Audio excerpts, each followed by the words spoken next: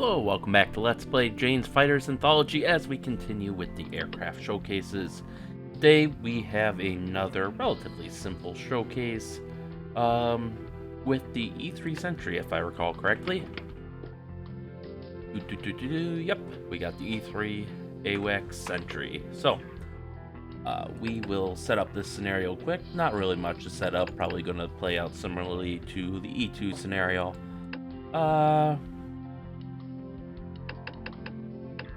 We can set up in the... do I want the Baltics? Nah. How about,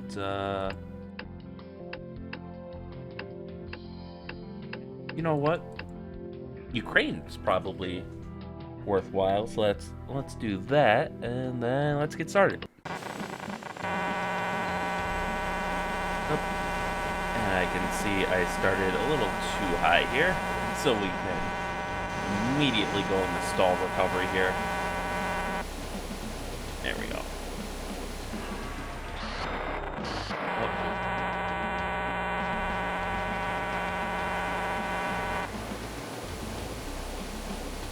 Alright, so we should have lost enough altitude now that at this speed we can pull out.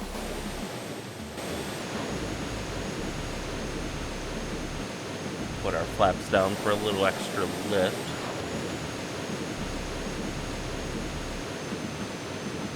And there we go, we have just about leveled out. And you'll notice, unlike in real life, the radome does not rotate. And now we can retract the flaps back in. And let's see where we ended up. We are south, so that's not too bad. We're going to head southwest towards Romania. So setting a course to 230.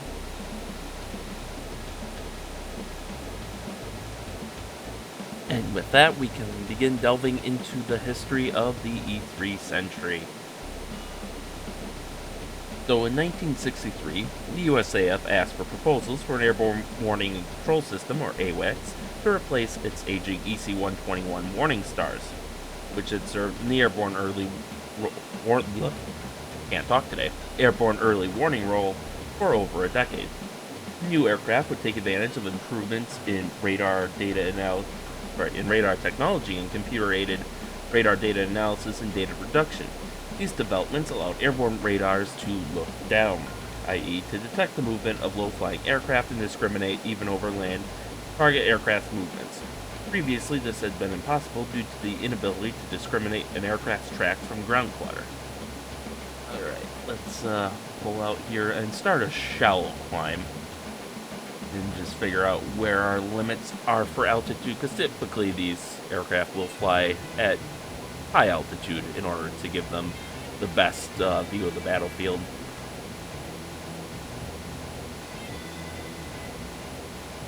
Contracts were issued to Boeing, Douglas, and Lockheed, the latter being eliminated in July of 1966. In 1967, a parallel program was put into place to develop the radar, with Westinghouse Electric Corporation and Hughes Aircraft being asked to compete in producing the radar system. In 1968, it was referred to as Overland Radar Technology during development tests on the modified EC-121Q. The Westinghouse radar antenna was going to be used by whichever company won the radar competition, since Westinghouse had pioneered the design of high-power radio frequency phase shifters, which are used to both focus the RF into a pencil beam and scan electronically for altitude determination. Boeing initially proposed a purpose-built aircraft, but tests indicated it would not outperform the already operational 707, so the latter was chosen instead. To increase endurance, this design was to be powered by 8 General Electric TF-34s. It would carry its radar in a rotating dome mounted at the top of the forward swept tail above the fuselage. Boeing was selected ahead of McDonnell Douglas's DC-8 base proposals in July of 1970. Initial orders were placed for 2 aircraft designated EC-137D as testbeds to evaluate the 2 competing radars.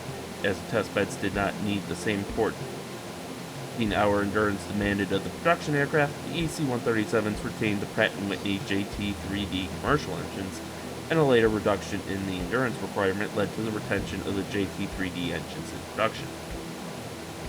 The first EC-137 made its maiden flight on the 9th of February 1972, with the fly-off between the two radars taking place from March to July of that year.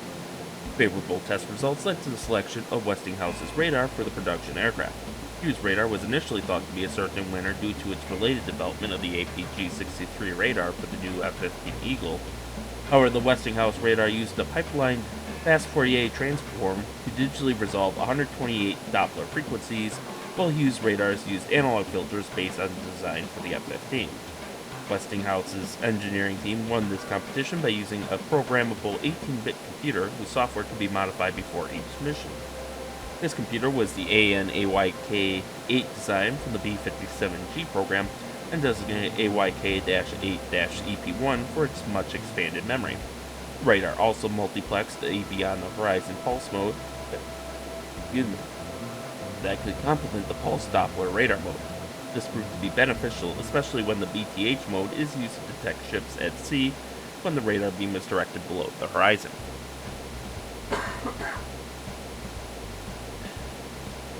Approval was given on the 26th of January 1973 for the full-scale development of the AWACS system.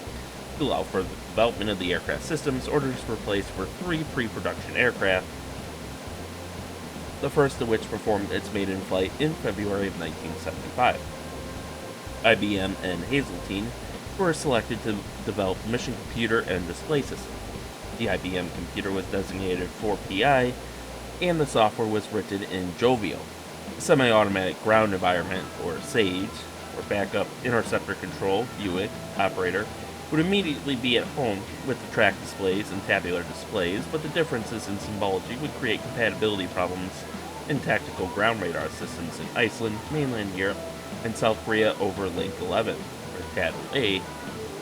And in 1977, Iran placed an order for 10 E-3s, however this order was cancelled following the Iranian Revolution. Engineering test and evaluation began on the first E-3 Sentry in October of 1975. Between 1977 and 1992, a total of 68 E-3s were built. Because the Boeing 707 is no longer in production, the E-3 mission package has been fitted into the Boeing E-767 for the Japan Air Self-Defense Forces. The E-10 MC-2A was intended to replace the USAF E-3s along with the RC-135 and E-8 Joint Stars, but the program was canceled by the Department of Defense. NATO intends to extend the operational status of its AWACS until 2035, when it is due to be replaced by the Alliance Future Surveillance and Control Program. The Royal Air Force chose to limit investment in its E-3D fleet in the early 2000s, diverting Sentry upgrade funds to a replacement program. On the 22nd of March 2019, the UK Defense Secretary announced a $1.98 billion contract to purchase 5 E-7 Wedgetails. The U.S. Air Force also intends to retire 15 of its 31 E-3s and acquire the E-7 as well. The E-3 Sentry's airframe is a modified Boeing 707-320B advanced model. Modifications include a rotating radar dome, or rotordome, updated hydraulics from 241 to 345 bar to drive the rotordome, single-point ground refueling, air refueling, and a bailout tunnel or chute. The second bailout chute was deleted to cut mounting costs. USAF and NATO E-3s have an unrefueled range of 4,600 miles, or 8 hours of flying. The newer E-3 versions, bought by France, Saudi Arabia, and the UK, are equipped with newer CFM56-2 turbofan engines, and these can fly for about 11 hours or more than 5,750 miles. The Sentry's range and on-station time can be increased through air refueling, and the crews can work in shifts by the use of an onboard crew rest and meals area. The aircraft are equipped with one toilet in the rear and a urinal behind the cockpit. Saudi E-3s were delivered with an additional toilet in the rear. When deployed, the E-3 monitors an assigned area of the battlefield and provides information for commanders of air operations to gain and maintain control of the battle. While as an air defense asset, E-3s can detect, identify, and track airborne enemy forces far from the boundaries of the U.S. or NATO countries, and can direct interceptor aircraft to these targets. In support of air-to-ground operations, the E-3 can provide direct information needed for interdiction, reconnaissance, airlift, and close air support for friendly ground forces. The unpressurized rotodome is 30 feet in diameter, 6 feet thick at the center, and is held 11 feet above the fuselage by 2 struts. It is tilted down at the front to reduce its aerodynamic drag, which lessens its detrimental effect on takeoffs and endurance. This tilt is corrected electronically by both the radar and secondary surveillance radar antenna phase shifters. The rotodome uses bleed air outside cooling doors and fluorocarbon-based cold plate cooling to maintain the electronic mechanical equipment temperatures. The hydraulically rotated antenna system permits the AN/APY-1 and AN/APY-2 passive electronically scanned array radar system to provide surveillance from the Earth's surface up into the stratosphere over land or water. Other major subsystems in the E-3 Sentry are navigation, communication, and computers. 14 consoles display computer process data in graphic and tabular format on screens. Its operators perform surveillance, identification, weapons control, battle management, and communication functions. Data may be forwarded in real time to any major command and control center in rear areas or aboard ships. In times of crisis, data may also be forwarded to the National Command Authority in the U.S. via RC-135 or aircraft carrier task forces. Electrical generators mounted in each of the E-3's 4 engines provide 1 megawatt of electrical power required by the aircraft's radars and electronics. Its pulse Doppler radar has a range of more than 250 miles for low-flying targets at its operating altitude, and the pulse radar has a range of approximately 400 miles for aircraft flying at medium to high altitudes. The radar, combined with the secondary surveillance radar and electronic support measures, provides a look-down capability to detect, identify, and track low-flying aircraft while eliminating ground clutter returns. Between 1987 and 2001, USAF E-3s were upgraded under the Block 3035 modification program. The enhancements included the installation of ESM and electronic surveillance capability for both active and passive means of detection, installation of the Joint Tactical Information Distribution System, or JTIDS, which provides rapid and secure communication for transmitting information including target positions and identification data to other friendly platforms. Global positioning system capability was added, and onboard computers were overhauled to accommodate JTIDS, Link 16, the new ESM systems, and to allow for future enhancements. The Radar System Improvement Program was a joint U.S.-NATO development program, and RSIP enhances the operational capability of the E-3 radar's electronic countermeasures and improves the system's reliability, maintainability, and availability. Essentially, this program replaced the older transistor logic and emitter-coupled logic electric components, long since out of production, with off-the-shelf computers that utilized a high-level programming language instead of assembly language. Significant improvement came from adding pulse compression to the pulse Doppler mode. These hardware and software modifications improved the E-3 radar's performance, providing enhanced detection with an emphasis towards low radar cross-section targets. The RAF had also joined the USAF in adding RSIP to upgrade the E-3's radars. The retrofitting of the E-3 squadrons was completed in December of 2000, and along with the RSIP upgrade was the installation of the GPS INS systems, which improved positioning accuracy. In 2002, Boeing was awarded a contract to add RSIP to the small French AWACS squadron. Installation was completed in 2006. Saudi Arabia began RSIP upgrades in 2013, the first aircraft being upgraded by Boeing in Seattle, with the 4 remaining aircraft upgraded in Riyadh? I'm not quite sure how to pronounce it, between 2014 and 2016. Between 2000 and 2008, NATO upgraded its E-3s to midterm program standard. This involved technical upgrades and a total multi-sensor systems integration. And in 2009, the USAF, in cooperation with NATO, entered into a major flight deck avionics modernization program in order to maintain compliance with worldwide airspace mandates. The program, called Dragon, for DMS replacement of avionics for global operation navigation, was awarded to Boeing and Rockwell Collins in 2010. Drawing on their Flight 2 flight management system, almost all the avionics were replaced with more modern digital equipment from Rockwell Collins. Main upgrades include a digital audio distribution system, Mode 5 ADS-B transponder, Inmarsat and VDL data links, and a terrain awareness and warning system. Centerpiece flight deck hardware consists of 5 6x8 color graphics displays and 2 color CDUs.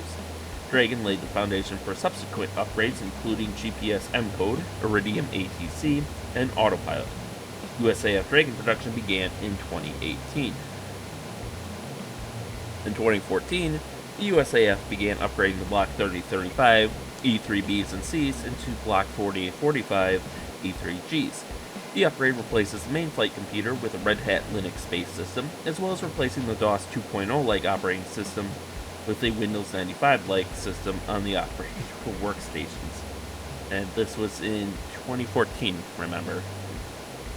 In 2016, a 3-week-long cybersecurity vulnerability test revealed that the 4045 block and its supporting ground equipment were vulnerable to cyber threats and thus were deemed not survivable. This caused a delay of approximately 2 years. 24 E3s are projected to complete this upgrade to the 4045 standard by the end of fiscal year 2020, while 7 aircraft will be retired to save upgrade costs and harvest out of production components.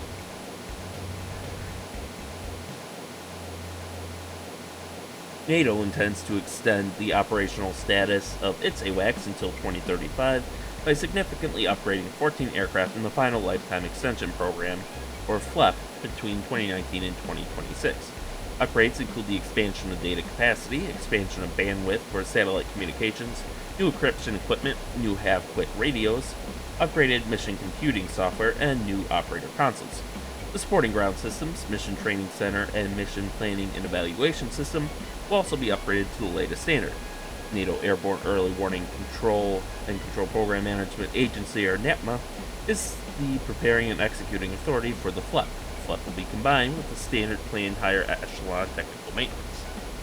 And just to take a short break from that, the mission we're simulating today is one of the many NATO air surveillance missions that are monitoring the situation in Ukraine. If you actually go onto flight radar, you can see, so typically, and not always, but typically, you'll see a NATO E-3 somewhere around Romania, down here flying a racetrack-like pattern where they are monitoring Russian movements in the Black Sea and in the airspace over Ukraine. And you'll also see, I believe it's an RQ-4, that will fly a racetrack pattern down here that will mainly monitor the Russian Black Sea fleet, but also any movements of Russian ground forces in Crimea and probably beyond. I mean, the true extent of these systems are classified, but I imagine they can see pretty deep into the Russian-held areas of Ukraine. As you can see, this map is very old since it does not have the Kerch Strait Bridge, although honestly, with the recent attack, that's kind of what it looks like right now.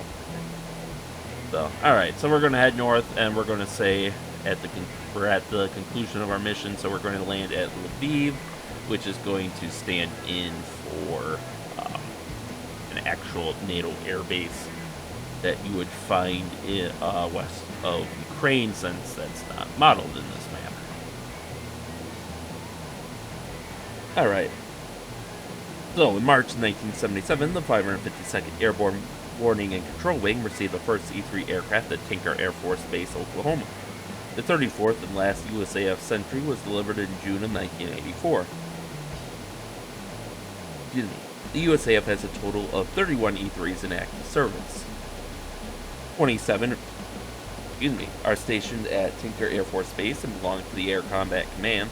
4 are assigned to the Pacific Air Forces and stationed at Kadena Air Base, Okinawa, and Elmendorf Air Force Base, Alaska, and 1 aircraft was assigned to Boeing for testing and development, and this aircraft was retired and scrapped in June of 2012.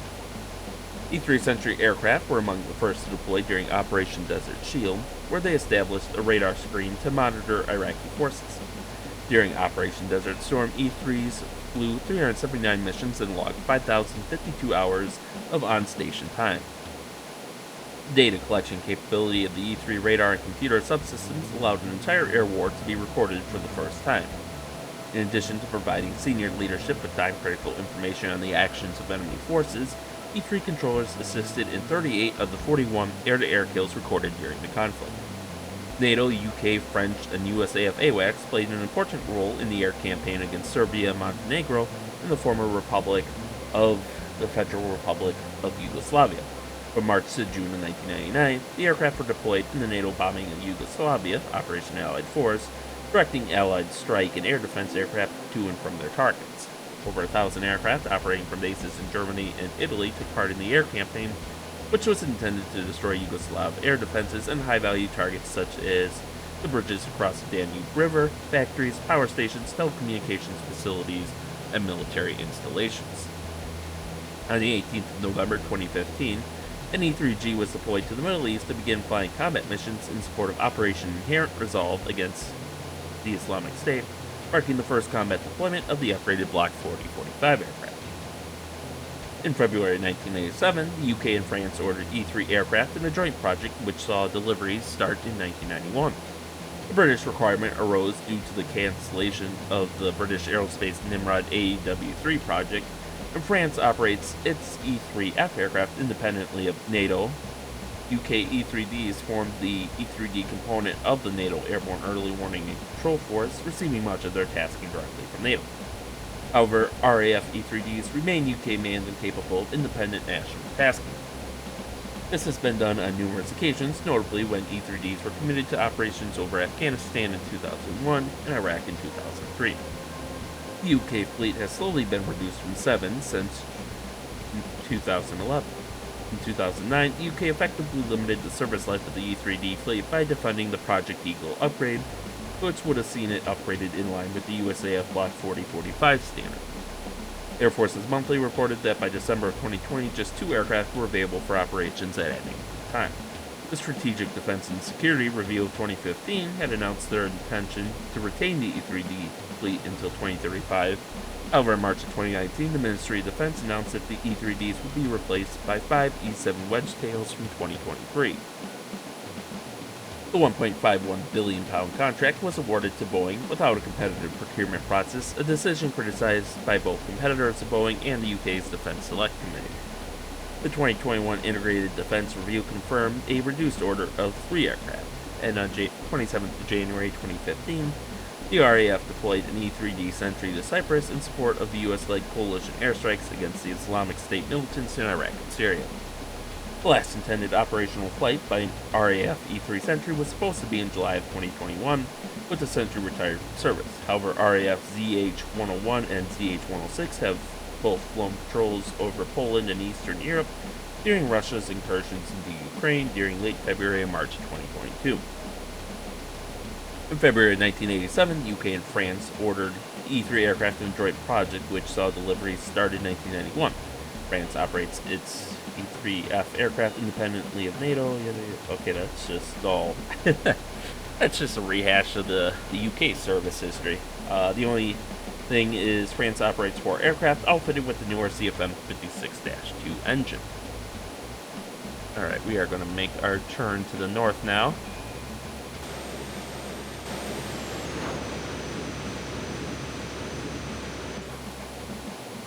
And that should about do it. So, NATO acquired 18 E-3As and support equipment, with the first aircraft delivered in January of 1982. The aircraft are registered to Luxembourg. The 18 E-3s were operated by No. 1, 2, and 3 squadrons of NATO's E-3 component, based at NATO Air Base Geilenkirchen. NATO E-3s participated in Operation Eagle Assist after the September 11th attacks on the World Trade Center towers and Pentagon. NATO and RAF E-3s participated in the military intervention in Libya. Presently, 16 NATO E-3As are in the inventory since 1 E-3 was lost to a crash and 1 was retired from service in 2015. The latter was due for its 6-year cycle depot-level maintenance inspection, which would have been very costly. The 449 retirement project resulted in reclamation of critical parts with a value of upwards of $40 million, which will be used to support the 16 active aircraft. Some of the parts to be removed are no longer on the market or have become very expensive. And there are a small number of variants for the E-3D. Obviously, the first were the EC-130-70, which were the prototypes. Then the E-3A, which was the original production aircraft that was for most countries. Uh, the last 9 were completed to the E-3 standard for the U.S. Air Force. Otherwise, the 24 E-3As that were originally built for the Air Force were later converted to the E-3B standard, which was consistent with the USAF Block 30 modification. Now, 18 were built for NATO with the TF-33 engine, and 5 more were built for Saudi Arabia with the CFM-56 engines. There was also a tanker variant made of the the E-3, which were not AWACS equipped, but basically a conversion of the design to a tanker. They were designated KE-3A and were powered by CFM-56 engines and 8 bristled to Saudi Arabia. Then the E-3C, to which the Air Force fleet was upgraded, was the Block 35 modification. It replaced the AN/APY-1 radar with an AN/APY-2 radar, additional electronic consoles, and system improvements, for a total of 10 built. One E-3A aircraft that was used by Boeing for trials that was later redesignated E-3C also had the designation of the JE-3C. The E-3D was the production variant for the RAF that had the CFM-56 engines and a couple of other British modifications, and it was designated in British service as the Sentry AW.1. And most of these modifications include the addition of a refueling probe next to the existing boom, an AAR receptacle, the CFM-56 engines, wingtip ESM pods, enhanced maritime surveillance capability offering maritime scan processing, JTIDs, and half-vector radios. And the E-3F similarly is the production variant for the French Air Force, which, like the British Air Force, uses the CFM-56 engines and has a few modifications specific to French service. And there's the E-3G, which is the USAF Block 40-45 modification, which include hardware and software upgrades to improve communications, computer processing power, threat tracking, and others, and automate some previously manual functions. Initial operating capability was declared in July of 2015, and the E-3G2 Block 40-45 modification includes a glass cockpit modification that reduces the crew size by 1 and adds a new avionics suite. So the current operators of the E-3 fleet include Chile, surprisingly enough, as they purchased 3 retired E-3D Sentries from the Royal Air Force, France, which operates a squadron of 4, NATO, which currently operates a fleet of about 14, Saudi Arabia, which operates a fleet of 5, and they are currently modifying those KE-3A tanker variants into RE-3 electronic intelligence gathering aircraft variants, and the United States Air Force, which has 31 operational E-3s as of 2019. And the UK has since, as previously mentioned, since replaced their fleet with a small squadron of wedge tails. As far as the general characteristics of the aircraft, it has a flight crew of 4, an aircraft commander, pilot, navigator, and flight engineer, with a mission crew of 13 to 19 personnel that operate the various radar systems and electronic intelligence systems inside the aircraft. The aircraft is 152 feet 11 inches long, with a wingspan of 145 feet 9 inches and a height of 41 feet 4 inches. The empty weight of the aircraft is 185,000 pounds, with a gross weight of 344,000 pounds and a max takeoff weight of 347,000 pounds. The base Pratt & Whitney TF-33 PW100A turbofans provide 96 kilonewtons of thrust each. Maximum speed is 461 knots, with a cruise speed of 310 knots, a range of 4,000 nautical miles, an endurance of more than 8 hours without refueling, and a service ceiling of 29,000 feet, which, that's surprisingly low. And speaking of the devil, we're at that, we're a little above that right now.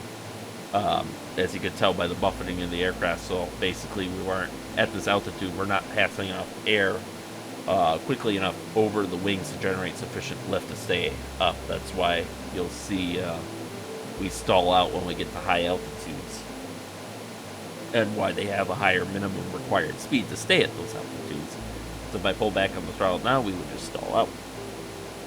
Avionics include the AN/APS-133 color weather radar and the Westinghouse Corporation AN/APY-1 or AN/APY-2 passive electronically scanned array radar system. So, in comparison to other showcases, this was a relatively short. Oh, that's Eva in front still. Okay, so we're gonna start our descent now.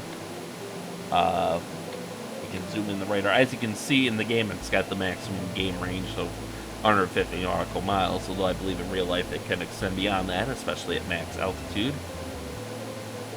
And we're gonna compress time a bit, and we can throw back the throttle. Not that, yeah, as you can see, we don't have to worry about fuel at all. There we go, there's the airfield at Lviv, which are avionics over to navigation mode, which honestly, for an aircraft like this, there isn't really any other mode. And we'll come in for our landing.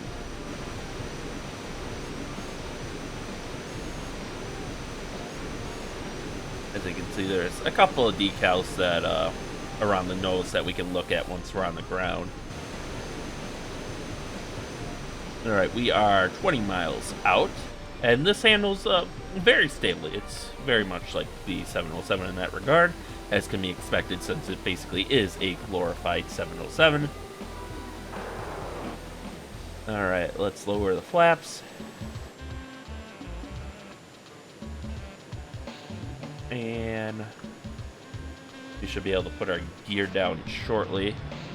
It's amazing how much those flaps actually reduce airspeed. Alright, gear is down. I actually don't know if that's the gear arrangement for the E3. Alright, let's bump up our throttle a little bit. And let me find a picture of an E3 landing, because now I'm curious, since we've seen before that sometimes the gear is accurate, and sometimes it isn't. No, I don't want the chain 3. Why would you even confuse that? Well, does chain mean sentry in Chinese? I don't know. That is definitely a picture taken from a video game. Okay, so we gotta come down a little bit. So we got 2 pairs of landing gear aft and a steering gear forward. Yeah, that's actually pretty consistent with what the E3s have. So, all right, let's throttle down a little bit here. We're still way too high and coming in way too fast. Kind of messed up the approach by getting distracted with small details on the aircraft.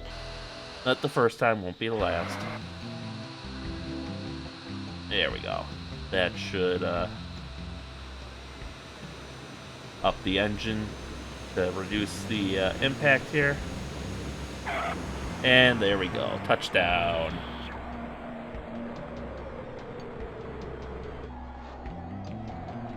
And we'll have a very uncharacteristically short stopping time. And we can immediately just roll off the hangars here because video games be ridiculous. Alright. Oh. Need a lot more throttle, apparently. So we'll give her all she's got.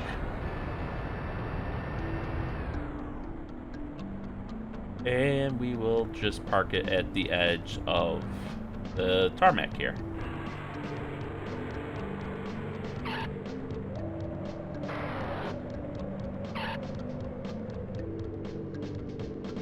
And there you have it. So there she is, very beautiful and iconic aircraft, which we'll see replaced soon. And just to look at some of the oh, it's too far forward. We don't have a great view. Let's try this. Oh.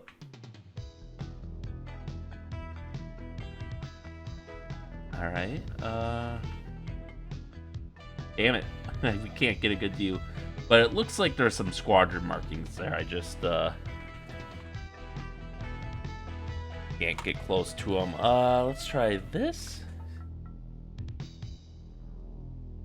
Oh, that's as far as I can zoom in, so unfortunately we won't be able to see a close-up. But much like some of the other aircraft in the U.S. arsenal here, it does look like they have some squadron markings particular to a certain wing.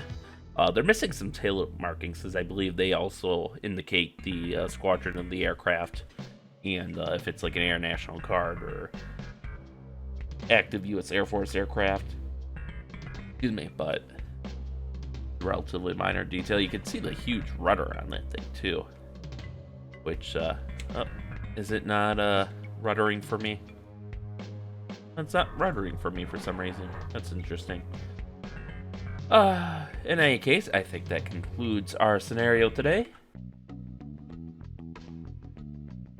So with that, we have completed the showcase for the E-3 Sentry. Next week will be the E-8 Joint Stars, and I believe this will be our final non-combat aircraft. Or hopefully it will be our final non-combat aircraft for a while, so we can actually get some action in here. But just looking through the list, we'll have to go pretty far down to find an aircraft we haven't done a showcase of in some form. So look forward to that next week, and until then, thank you all for watching, and stay tuned for next time, and stay safe out there, and we'll see you then.